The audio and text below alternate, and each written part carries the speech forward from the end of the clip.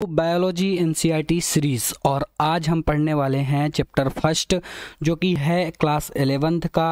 और इसे हम हिंदी से एनसीईआरटी की लाइन टू लाइन कवर करने वाले हैं। तो चलिए स्टार्ट करते हैं इस लेक्चर को।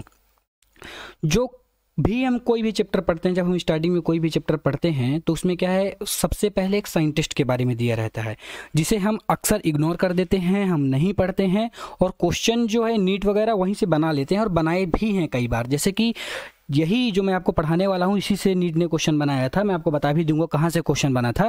तो चलिए स्टार्ट करते हैं। जो हमारे साइंटिस्ट थे, जो इसमें हमारे साइंटिस्ट हैं चैप्टर फर्स्ट में, जिस साइंटिस्ट के बारे में दिया हुआ है वो किसके बारे में दिया हुआ है, अर्नेस्ट मेयर के बारे में दिया हुआ है। जो हमारे अर्नेस्ट मेयर साइंटिस्ट थे, इन्होंने बायोलॉजी में बहुत ज़्यादा योगदान दिया है, इसीलिए इनको 20वीं सदी का डार्विन भी कहा जाता है। 20वीं सदी की डार्विन की पदवी जो है, 20वीं सदी डार्विन की पदवी किसे दी गई थी, ये क्वेश्चन आ चुका है। तो वो डार्विन को, वो अर्नेस्ट मेयर को दी गई थी। ठीक है, आई होप ये चीज़ आपको क्लियर हो गई होगी। और ये क्या है, ये एलेक्जेंडर अगासिज प्रोफेसर ऑफ जियोलॉजी एमिरिएटस की पदवी भी क्या है इनको मिल चुकी है। और ये तो कोई इतना इंपॉर्टेंट नहीं है, आप इस बुक को एक बार याद रख लीजिएगा, थोड़ा बहुत जो भी आपके दिमाग में रह जाए तो ठीक ही है, लेकिन ये इंपॉर्टेंट हो जाता है। जो मेयर थे उनको 3 पुरस्कार दिए गए थे। ये जो तीनों पुरस्कार हैं बहुत बड़े पुरस्कार थे, इसीलिए इनको 3 ताजों की संज्ञा दी गई। ये क्वेश्चन आ चुका है कि 3 ताजों की संज्ञा किसको दी गई थी, तो अर्नेस्ट मेयर को दी गई थी। और जो तीनों पुरस्कार थे, ये कोई याद रखना जरूरी तो नहीं है, लेकिन एक बार हम पढ़ लेते हैं।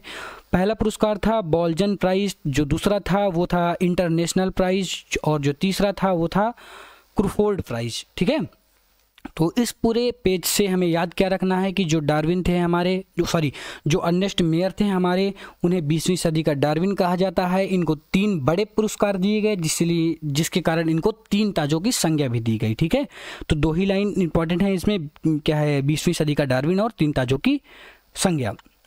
आगे बढ़ें तो अब हमारा पहला पैराग्राफ इस चैप्टर का आ जाता है, जिसमें हमें बताया गया है जीवों के बारे में कि जीव कैसे रहते हैं, हमारी जो नेचर है वो कैसे है। जी होगा, इसमें कोई ऐसी चीज़ नहीं है जो आपको ना पता हो, इसीलिए हम इंपॉर्टेंट पॉइंट्स की ही बात करेंगे, लाइन की बात करेंगे। जो इंपॉर्टेंट लाइन है वो हमारी एनसीईआरटी कहती है वास्तव में जीवन है क्या। अगर हम इस पर प्रश्न उठाते हैं कि वास्तव में जीवन है क्या, तो हमारे दिमाग में 2 प्रश्न आते हैं। जीवन मतलब जीव और निर्जीव क्या है, पहले तो हम जानें कि जीव और निर्जीव क्या है।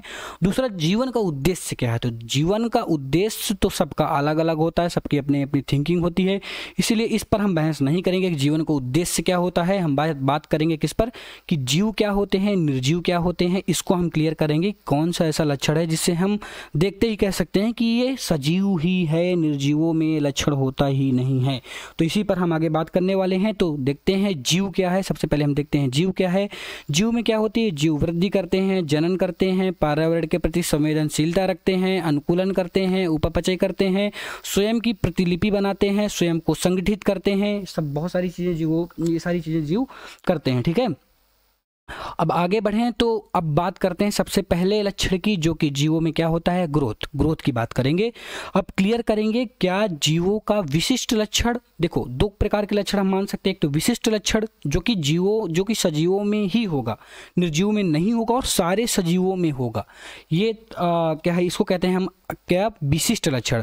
और लक्षण, खाली लक्षण की बात करें तो लक्षण तो ग्रोथ भी हो सकती है, जनन भी हो सकता है, भाई सजीवों के लक्षण है तो है ये, लेकिन हम विशिष्ट लक्षण की यहाँ पे बात कर रहे हैं। तो पहले हम बात करते हैं ग्रोथ की। तो ग्रोथ जो होती है, ग्रोथ होता क्या है, ग्रोथ अगर भार में वृद्धि हो रही है और संख्या में वृद्धि हो रही है, इसी को हम कहते हैं ग्रोथ। और यही दोनों मिलकर ग्रोथ के द्विगामी अभिलक्षण हो जाते हैं। ये लाइन इंपॉर्टेंट है, ये लाइन इसलिए इंपॉर्टेंट है कि इससे क्वेश्चन आ सकता है, और जो क्वेश्चन आने वाला होगा वो पूछा जाएगा कि वृद्धि का द्विगामी अभिलक्षण कौन से हैं। तो वृद्धि के द्विगामी अभिलक्षण कौन से होते हैं, एक तो होता है भार, दूसरा होता है संख्या, दोनों मिलकर वृद्धि के द्विगामी अभिलक्षण हो जाते हैं। देखो, पादपों में भी वृद्धि होती है, जीवों में भी वृद्धि होती है। अगर हम क्या करते हैं, वृद्धि को अगर हम कहें कि वृद्धि भार या तो संख्या में वृद्धि है, तो हम ग्रोथ निर्जीवों में भी देख सकते हैं। क्योंकि देखो अगर निर्जीवों की बात करें अगर हम पहाड़ों की, ठीक है, किसकी बात करें अगर हम पहाड़ों की, या हम बात करें किसकी, टीलों की, या रेत के टीले जो होते हैं, या हम पहाड़ों की बात करें किसकी, पर्वतों की बात करें, तो ये सभी, इन सभी में वृद्धि जो वृद्धि होती रहती है, मतलब भार में वृद्धि होती रहती है, वो बढ़ता रहता है। अगर भार में वृद्धि हो रही है मतलब एक प्रकार का ये वृद्धि का लक्षण तो है ही है, तो यानी वृद्धि तो हो ही रही है। तो हम ये तो नहीं कह सकते हैं कि सजीवों में ही वृद्धि होती है। इसीलिए हम सजीवों को जो सजीवों का लक्षण तो मान सकते हैं, जो हमारी ग्रोथ होती है, जो हमारी क्या होती है, ग्रोथ मतलब वृद्धि होती है, उसको हम लक्षण तो मान सकते हैं। क्या लक्षण तो हम मान सकते हैं, लेकिन क्या है, विशिष्ट लक्षण हम इसको नहीं मान सकते हैं। क्या नहीं, विशिष्ट लक्षण हम इसको नहीं मान सकते हैं, सॉरी, विशिष्ट लक्षण हम इसको नहीं मान सकते हैं। अब आगे बात करें किसकी, जनन की बात करते हैं, ठीक है। जो जनन होता है, अब देखते हैं क्या सजीवों में जनन होता है, क्या सभी सजीवों में जनन होता है, क्या निर्जीवों में भी जनन हो सकता है। तो देखिए जनन की बात करते हैं तो जनन जो होते हैं सेक्सुअल एसेक्सुअल होते हैं, मतलब कि लैंगिक जनन होते हैं, और अलैंगिक जनन होते हैं। आप इनके बारे में पहले ही पढ़ चुके होंगे। जो जंतु होते हैं वो कई तरीके से जनन करते हैं, सब लोग अपने अपने हिसाब से जनन करते हैं। जनन करने के तरीके अलग अलग हो सकते हैं। जैसे कि बात करें फंजाई की, तो फंजाई जो है अलैंगिक बीजाणुओं द्वारा करती है, ईस्ट और हाइड्रा मुकुलन द्वारा करते हैं, प्लेनेरिया पुनर्जनन द्वारा करती हैं। ऐसे जो जीव होते हैं, जो पादप होते हैं, उनके सबके अलग अलग अपने मेथड हैं क्या, रिप्रोडक्शन करने की। लेकिन क्या सभी सजीव जनन करते हैं? नहीं, ऐसा नहीं है, सभी सजीव जनन नहीं करते हैं। जैसे हम लोग किसकी बात करें, जैसे हम बात करें खच्चर की, जैसे हम बात करें कामगर मधुमक्खियों की, अनुवर्य मानव की, ये सभी जनन नहीं करते हैं। अगर ये सभी जनन नहीं करते तो हम जनन को भी क्या करेंगे, जनन को भी हम लोग क्या करेंगे, ये सजीवों का लक्षण तो है, जो जनन है ये सजीवों क्या है, लक्षण तो है, लेकिन ये विशिष्ट लक्षण सजीवों का नहीं है, क्योंकि कुछ ऐसे सजीव हैं जो जनन नहीं करते हैं। अब आगे बढ़ें और आगे वाले लक्षण की बात करें तो वो आगे का लक्षण जो हमारा आता है वो आता है उपापचय। अच्छा, उपापचय होती क्या है, रासायनिक घटनाएं जो हमारे शरीर के अंदर होती रहती हैं, एक समय पर हजारों रासायनिक घटनाएं लगातार चलती रहती हैं, जो रासायनिक घटनाएं हैं वही उपापचय हैं। और हम बात करें सजीवों की, तो सजीवों में ही रासायनिक घटनाएं लगातार चलती रहती हैं या होती रहती हैं, यानी जो उपापचय है केवल सजीवों में होता है और हर एक सजीव में होता है। इसीलिए एनसीईआरटी ने इस चीज़ को कहा कि निर्जीवों में जो उपापचयी क्रियाएं हैं, जो निर्जीवों में उपापचयी क्रियाएं हैं वो कभी भी नहीं होती हैं, और निरअपवाद रूप से सजीवों में लगातार होती रहती है या सजीवों में होती हैं। इसलिए निरअपवाद रूप से इसको हम क्या कह सकते हैं कि ये सजीवों का विशिष्ट लक्षण कह सकते हैं। मतलब अभी तक में जो हमारे पास आया वो क्या आया, उपापचय जो हमारा आया, सॉरी, ये उपापचय जो हमारा आया वो क्या आया, विशिष्ट लक्षण आ चुका है। अब सजीवों का विशिष्ट लक्षण हम जान चुके हैं। उपापचय मतलब उपापचय को की क्रियाएं, मतलब रासायनिक क्रियाएं देखकर, या उपापचय अगर किसी व्यक्ति या किसी चीज़ के ऊपर अगर उपापचयी क्रियाएं हो रही हैं मतलब वो सजीव है, और सभी सजीवों में उपापचयी क्रियाएं होती हैं, और किसी भी निर्जीव में उपापचयी क्रियाएं नहीं होती हैं। आई होप अब तो आप ये समझ चुके होंगे कि हम कैसे कह सकते हैं कि कौन सजीव है और कौन निर्जीव है, और हम कैसे यही कह सकते हैं कि ये केवल सजीवों में ही होता है, उपापचय केवल सजीवों में होता है। ठीक है, आगे की लाइन में बढ़ें तो आगे की लाइनें जो हैं तो ये कह रही है, शायद सभी जीव सबसे स्पष्ट परंतु पेचीदा अभिलक्षण जो होता है वो पर्यावरण के प्रति उद्दीपन, भौतिक क्या है, पर्यावरण के प्रति उद्दीपन, भौतिक, रासायनिक एवं जैविक चीज़ें हो सकती है। आप देख सकते हैं, आप जितने भी जीव देखते होंगे वो उसे आप देखते होंगे कि ये कैसे अपने ही पर्यावरण में रह रहा है, कैसे इनकी भौतिक क्रियाएँ, कैसे इनकी रासायनिक क्रियाएँ हैं, कैसे ये व्यवहार रखते हैं, ये सारी चीज़ें हम अपनी आंखों से भी देख सकते हैं। यानी हम जीवों के बारे में ये जो कुछ पेचीदे अभिलक्षण हैं उन पर भी उन्हें हम देख भी सकते हैं सामने, लेकिन हम इन लक्षणों को ये नहीं कह सकते कि केवल ये सजीवों पर ही होती हैं, लेकिन होती हैं जीवों पर। ठीक है, आगे बढ़ें तो आगे अब आता है जो हमारे जीव होते हैं। मैंने आपको बताया कि ये स्वप्रकटीकरण करते हैं, विकासशील होते हैं और स्वनियमकारी होते हैं, बाह्य उद्दीपन के प्रति अनुक्रिया दर्शाते हैं।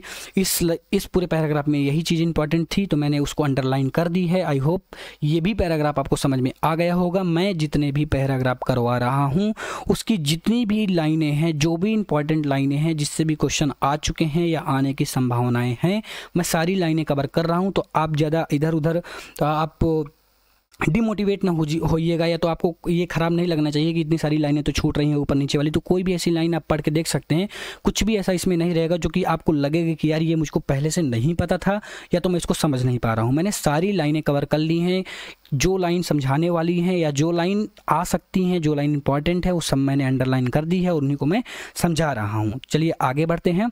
और आगे अब आती है जीवों में विविधता, मतलब क्लासिफिकेशन ऑफ ऑर्गेनिज्म। अब हम क्लासिफाइड करेंगे, कैसे हम जानेंगे कि जीव, जो हमारी जीवों में विविधता होती है वो कैसे कैसे विविधताएं हैं, कैसे हम जीवों को जानते हैं, कैसे हम जीवों को पहचानते हैं, सारी चीज़ें हम इन अब आगे सीखने वाले हैं। तो चलिए, पहली जो इस पैराग्राफ की जो सबसे ज़्यादा इंपॉर्टेंट लाइन है और इससे क्वेश्चन भी आ चुका है, वो क्या है? अब तक की वर्गीकृत की गई स्पीसीजों की संख्या 1.7 मिलियन से लेकर 1.7 मिलियन से लेकर 1.8 मिलियन है और इसी को हम कहते हैं जैव विविधता। ठीक है, आगे बढ़ें तो अब बात आती है जीवों के वर्गीकरण की। जैसे हम वर्गीकरण, हमारे दिमाग में ख्याल आता है वर्गीकरण का, तो सबसे पहले दिमाग में हमारे क्या नाचना चाहिए? नाम पद्धति। भाई अगर हमें किसी भी चीज़ को डिवाइड करना है तो सबसे पहले हमें डिवाइड कैसे करना है, ये मतलब नाम पद्धति हमें पता रहनी चाहिए। फिर इसके बाद आती है बात पहचानने की। अगर हम किसी चीज़ को पहचानेंगे ही नहीं, या हम किसी चीज़ को अच्छी तरीके से जानते या पहचानते ही नहीं, तो हम उनको डिवाइड ही नहीं कर सकते, क्लासीफाइड भी नहीं कर सकते हैं। तो पहचानना जो है ये हमारा पहला कदम हो जाता है। इससे एक बार क्वेश्चन पूछा गया कि जो हमारा पहचानना है, कौन सा ऐसा पहला कदम है जिससे हम वर्गीकरण का पहला चरण कौन सा होता है? तो सबसे पहला चरण जो होता है वो होता है पहचानना। ये बात इसमें इंपॉर्टेंट थी। आगे बढ़ें तो कुछ फुल फॉर्म है, जैसे ICBN मतलब international code of botanical nomenclature. इसका फुल फॉर्म ये होता है international code of botanical nomenclature. और ICZN, जेडन मतलब जियोलॉजिकल हो गया, मतलब international code of geological nomenclature. ये दोनों को आपको याद ही रखना है। आगे बढ़ें। अब जैसे हमारे क्लासिफिकेशन की बात आई तो सबसे पहले जो हमारे क्लासिफिकेशन जो किया उन्होंने, वो कौन से थे? हमारे कैरोलस लीनियस थे। कैरोलस लीनियस ने 2 नाम पद्धति दी। जो कैरोलस लीनियस हमारे थे, क्या थे? जो हमारे कैरोलस लीनियस थे, क्या कैरोलस लीनियस जो हमारे थे, उन्होंने क्या दी? 2 नाम पद्धति दी। सबसे पहले द्वि नाम पद्धति दी। ठीक है, द्वि नाम पद्धति दी, जिसमें से इन्होंने क्या किया? जो 2 नाम पद्धति थी वो वंश और फिर इसके बाद जाति, ये 2 चीज़ों पर इन्होंने क्लासिफिकेशन किया। आगे बढ़कर इन चीज़ों को और अच्छे से क्लियर कर लेते हैं। अब आगे बात आती है आम की। जब कैरोलस लीनियस ने आम का नाम रखा, मतलब मैंजीफेरा इंडिका। मैंजीफेरा इंडिका ये वैज्ञानिक नाम हो गया। इसमें क्या था, मैं कुछ जो इन्होंने कैरोलस लीनियस थे, इन्होंने कुछ अपने नियम दिए। पहले नियम क्लियर कर लेते हैं, ये अपने आप क्लियर हो जाएगा। जो पहला नियम था वो था कि ये जो नाम होंगे वो लैटिन भाषा पर ही होंगे और तिरछे अक्षरों पर लिखे जाएंगे। ठीक है, आगे बढ़ें दूसरे नियम के साथ। तो पहला नियम क्लियर हो गया। दूसरे नियम के साथ बढ़ें तो जो पहला शब्द है वो वंश का नाम होगा और जो दूसरा शब्द है वो जाति का नाम होगा। ये दूसरा नियम हो गया। जो तीसरे नियम की बात करें तो जब हम इसको हाथ से लिखेंगे तो हम इसको 2 शब्दों पर अलग अलग लिखेंगे और इसको हाथ से लिखते वक्त हम इसको रेखांकित कर देंगे और छपाई पर लिखते समय हम इसको तिरछा करेंगे। अब इस पूरे पॉइंट से जो इंपॉर्टेंट बात आ जाती है, जिससे क्वेश्चन बना भी और वो लाइन छूट भी जाती है हमसे, वो ये है कि जो रेखांकन है हमारा, आखिर रेखांकन हम रेखांकित क्यों करते हैं? तो रेखांकन हमारा क्या बताता है? लैटिन लैंग्वेज को, जो लैटिन लैंग्वेज है हमारी, उसको बताता कि भाई ये लैटिन लैंग्वेज है। ठीक है, मतलब कि लैटिन लैंग्वेज का उद्भव है। ठीक है, अगर क्वेश्चन पूछे कभी कि जो हम रेखांकित करते हैं हाथ से लिखते वक्त, तो रेखांकन किसको बताता है? तो लैटिन लैंग्वेज को बताता है। अब चौथा वो नियम की बात करें तो जो पहला हमारा अक्षर होगा वंश का होगा, ये तो पता ही है। लेकिन जब हम वंश का नाम लिखेंगे तो हम बड़े अक्षरों पर लिखेंगे और जब हम दूसरा नाम यानी जाति का लिखेंगे तो हम इसको छोटे अक्षरों पर लिखेंगे। मतलब जैसे मैंजीफेरा हो गया तो ये मैंजीफेरा में ये तो कैपिटल लेटर रहेगा, लेकिन ये इंडिका वाला स्मॉल लेटर रहेगा। ठीक है, जब आप इंग्लिश से देखेंगे तब आपको ये चीज़ें और क्लियर होंगी। अब बात करें अगर हमें लेखक का नाम भी लिखना है उसके साथ, तो लेखक का नाम हम ऐसे लिख सकते हैं जैसे मैंजीफेरा है। अगर हमें लेखक का नाम भी लिखना है तो हम लिख सकते हैं कि मैंजीफेरा इंडिका और कोष्टक में हम क्या कर सकते हैं? साइंटिस्ट का नाम लिख सकते हैं, सॉरी लेखक का नाम लिख सकते हैं। ठीक है, आई होप ये चीज़ें क्लियर हो गई होंगी आपकी।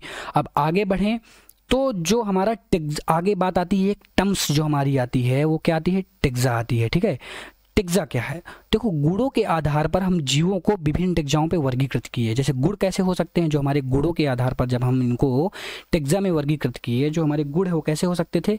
प्रकार हो गई, रचना हो गई, कोशिकाओं की रचना हो गई, विकासीय प्रक्रम हो गए, जीवों की पारिस्थितिकी सूचनाएं हो गई, ये सारी चीज़ें क्या हो गए, गुण हो गए। इन्हीं के आधार पर हमने टेक्सा बनाया। एक टेक्सा एक जाति को बताती थी, मतलब जैसे एक टेक्सा में होता ना, एक गुण वाली चीज़ें होती हैं, जैसे एक गुण आपको मैंने बता ही दिया, ठीक है। अब आगे बढ़ें तो जो ये आधुनिक वर्गीकरण अध्ययन के आधार थे, जो मैं आपको बताया, गुण जो मैंने आपको बताया, कभी आपसे पूछे कि जो आधुनिक वर्गीकरण किया गया था उसके आधार क्या थे, तो उसका आधार क्या थे, उनके जो गुण थे, प्रकार थे, रचना थी, कोशिकाओं की रचना थी, विकासीय प्रक्रम थे, जीवों की पारिस्थितिक सूचनाएं थी, ठीक है। ये सब आधुनिक वर्गीकरण के आधार थे। अब बात करें हम वर्गीकी की, तो वर्गीकी जब भी हमारे ख्याल में आती तो वर्गीकी में पहला शब्द मैंने आपको बताया जो पहचानना होता है, फिर वर्गीकीकरण होता है, फिर नाम पद्धति होती है, ये सब क्या है, वर्गीकी के आधार हो जाते हैं, ठीक। अब अगला जो हमारा देखो, जो हमारा ये टर्म्स था, कौन सा टर्म्स था, टेक्सा था। जो हमारा टेक्सा क्या था, गुणों के आधार पर हम डिवाइड करते थे टेक्सा में। ये टेक्सा एक टर्म्स हो गया जो कि जरूरी था, और दूसरा जो हमारा टर्म्स आ जाता है वो आ जाता है क्या, दूसरा जो हमारा टर्म्स आ जाता है वो आ जाता है सिस्टेमा। अब जो सिस्टेमा होता है ये किससे निकलता है, जो सिस्टेमा हमारा होता है वो सिस्टेमिक्स से निकला हुआ वर्ड है, और जो सिस्टेमा है इसको आगे लीनियस ने भी अपने पब्लिकेशन के टाइटल पर रखा, और अपने पब्लिकेशन का जो टाइटल रखा वो क्या रखा, उसको उन्होंने रखा सिस्टेमा नेचर। मतलब जो सिस्टेमा वर्ड था, जो सिस्टेमिक्स से निकला हुआ सिस्टेमा था, ये जो सिस्टेमा वर्ड है वो किससे निकला हुआ है, ये सिस्टेमिक्स से निकला हुआ है। किससे, सिस्टेमिक्स, ये सिस्टेमिक्स से निकला हुआ वर्ड था, सिस्टेमिक्स से निकला सिस्टेमा, और सिस्टेमा को लीनियस ने अपने पब्लिकेशन के टाइटल पर भी यूज किया था, ठीक है। जो वर्गीकरण पद्धति थी वो विकासीय संबंध पर भी आधारित थी, मतलब विकासीय मतलब कैसे विकास करते हैं, जीवों का कैसे विकास किया, विकास हुआ, उस पर भी ये आधारित थी। आगे बात करें तो आगे का जो लेक्चर है वो नेक्स्ट वीडियो पर आएगा, आप उसको जरूर देखिएगा।